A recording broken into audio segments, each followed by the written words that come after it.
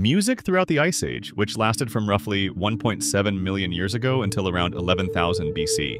Ireland being geographically linked to the European continent during much of this time, the nation was covered by an ice cap, which advanced and receded according to the various warm and cold phases and global weather patterns.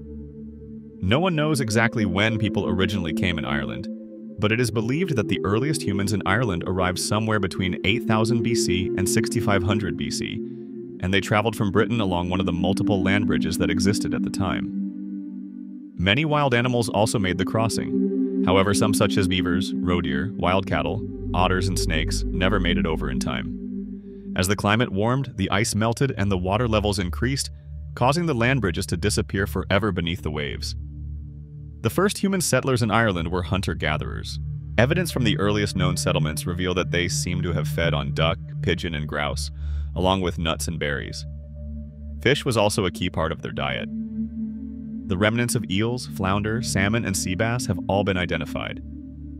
Additionally, pigs and hares may have been hunted with the help of dogs. Their weapons were largely flint arrows and spears. However, stone axes were also created, most notably from factories in County Antrim in present-day Northern Ireland. These porcelain knight axes were possibly Ireland's first big-scale exports, and have found up at far-reaching archaeological sites right across the British Isles. The early Stone Age Irish would have spent most of their time on the move, seeking out new hunting grounds in winter and then presumably returning to familiar sources of sustenance in summer. Ulster and Leinster undoubtedly saw the first colonies, although exploration inland must have been severely constrained by the deep woodland and shrub. Lakes and rivers were the only route to travel at speed for at least 3,000 years. These hunter-gatherers lived undisturbed in Ireland. Over the whole island, these Stone Age people may not have numbered more than a couple of thousand. They made minimal influence on the landscaping over this particular time period. During those 3,000 years, the rains became more continuous, with cold winters and hot summers becoming less frequent. The sole technological development that these early settlers accomplished was an increase in the size of the stone implements they created at around 4,000 BC. A major restructuring of the Irish economy occurred. Until then, this small scatter population had lived primarily by foraging, trapping, and hunting. Now they began to remove the ground of woods to make pastures for domestic cattle and cultivation ridges for producing crops. Improved farming techniques were adopted in Ireland during this time. Spreading from the Middle East, where they had emerged some 3,000 years earlier, the first Irish farmers quickly began clearing forests for cultivation. And by 3400 BC, the first farm animals had been introduced. Cattle, sheep, and goats seem to have been already domesticated when they were brought over by settlers arriving from Britain. It is thought that these early immigrants migrated from southwest Scotland to the counties of Antrim and down which they could see on a good day with the naked eye over the North Channel. Longer excursions may have been performed further south over the Irish Sea, but the chances of cattle surviving in small open boats with their legs chained must have been much slimmer. Also starting in this time period, farming was helped by a significant improvement in the climate, with average temperatures 1 or 2 degrees centigrade higher than the present day. The tree line was around 100 meters higher than today, and this allowed the people to till the soil and graze their stock on high ground. As farming techniques improved and the population rose, communities became more settled, more complex. Houses began to replace simple huts and shelters near Cookstown in County Tyrone.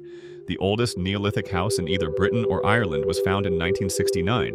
The rectangular dwelling, 6 meters by 6.5 meters, was partly made of wattle and daub walls, the remainder consisting of split oak placed up right in trench foundations. Substantial posts evidently marked the position of thatch roof supports. As Ireland's Neolithic farmers removed much of the forest canopy, cleared the scrub, worked the ground for crops of corn, 10 of their herds of livestock, they soon created settled communities which grew in numbers and wealth, firmly believing in an afterlife and laying claim to the lands they occupied. They treasured the bones of their ancestors. Archaeologists call these structures megaliths, from the Greek phrase meaning enormous stones. More than 1,200 megalithic monuments have been identified in Ireland. The Carrowmore complex in County Sligo, on level land, gazing up at Knocknurray, is the largest megalithic cemetery in the entire of Europe. To observe the collection of roughly 85 portal tombs, passage burials, and chambered burial mounds would have been a remarkable experience for the early. Irish Spectator, Court Cairns. The oldest megalithic monuments were presumably some type of a temple where farming families paid tribute to dead ancestors and requested mystical help to secure good crops. One of the most remarkable court tombs is that Crevice Kill on County Sligo. It includes a unique semicircular forecourt created with enormous stones and covered with cobbles leading to a wedge-shaped mound, 70 meters long, containing chambers for the dead, roofed with large flat slabs. Portal tombs or dolmens might be the most remarkable reminders of Ireland's Stone Age farmers, particularly when seen against the skyline, made of 3 or more enormous upright stones holding a gigantic capstone sloping downhill towards the back. Capstones of enormous size, sometimes brought from a considerable distance, had to be placed on the stone uprights, presumably hauled up earthen or stone ramps by men using oxen ropes, timber sledges and rollers, and then lifted in stages by means of levers and platforms. Raised gradually to the required height, the most awe-inspiring masterpieces of Neolithic farmers in Ireland are the passage tombs recognized as the earliest big feats of monumental architecture in prehistoric Europe. The most impressive are to be found in the enormous necropolis in the Boyne Valley, County Meath. This includes Douth and Noth, the latter being a great tomb of carefully layered sod, shale, clay, and stones surrounded by 18 smaller graves here in the large mound. 2 long passages were carefully given an equinoctial orientation. One to receive the sun when it rose on March 20th, 21st, the spring equinox, marking the start of the sowing season, and the other on September 22nd, 23rd equinox to honor the harvest. On top of a little hill overlooking the Boyne lies the greatest passage grave of them all, named Newgrange. Near the end of the 4th millennium BC, a massive mound slightly over 103 meters in diameter was created using approximately 200,000 tons of material from the Boyne, a kilometer away. It is paved all over with slabs of shining white marble and flanked by 97 curbstones, many of them finely carved. The 24-meter path races gently to a burial room with 3 niches, each containing shallow stone basins. Archaeologists were shocked at the dryness of the passage in the chamber when discovered these stones comprising the roof slope were set slightly downwards from the center to avoid water trickling down. Also, they had been caulked with sea sand and scorched dirt and etched with grooves to drain off rainwater. It was at the winter solstice in 1968 that the most renowned feature of Newgrange was discovered.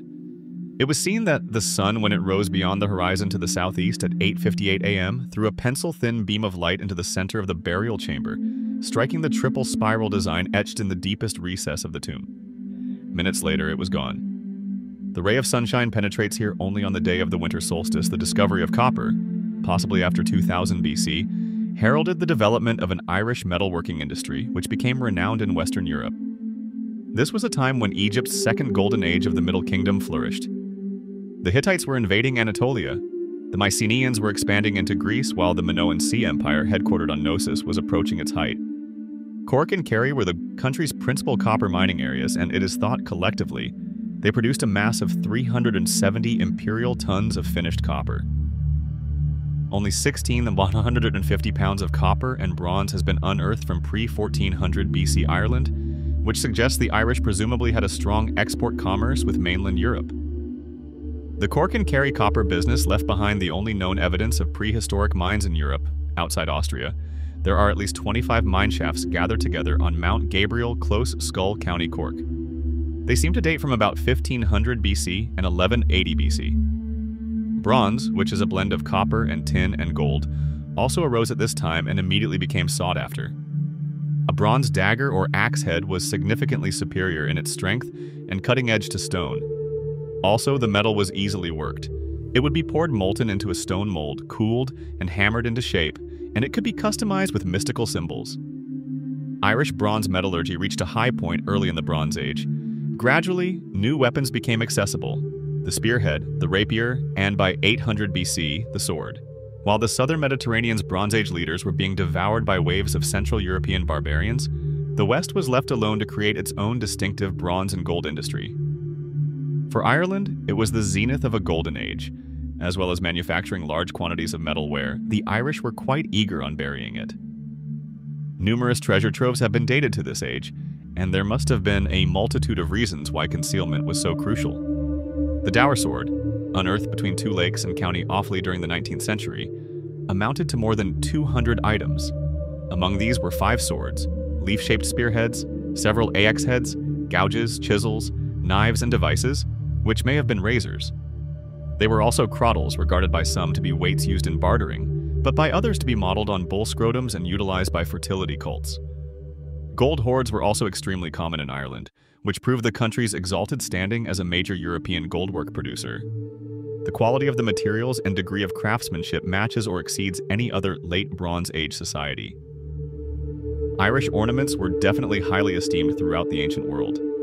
Influences from overseas certainly impressed the Irish, and designs of German and Scandinavian origin began to sneak into their work. There also seems to have been a commerce link from the southern Mediterranean via southern France and up the western shoreline of Europe. Irish gold ornaments would be swapped for things like spearheads, swords, and new axe designs. In terms of its stature in Western Europe, it is thought that Ireland was relatively affluent in the late Bronze Age than it has ever been, either before or since. By the middle of the last millennium BC, previously great kingdoms across Europe were no more Hittite. Power was simply a memory. Gnosis was in ruins, and the Mycenaeans, once conquerors, were now the conquered barbarians from the north and east, advancing on horseback and with their superior metallurgical abilities, were altering the old cradles of civilization. These upheavals drove shockwaves westwards to the Atlantic seaboard, pushed from behind and attempting to conquer fresh countries. Fresh arrivals in Ireland brought with them new cultures and increasingly sophisticated armaments. One of the most magnificent ritual sacrifices of gold to be uncovered in Ireland was the golden hoard secreted in a bog in County Londonderry.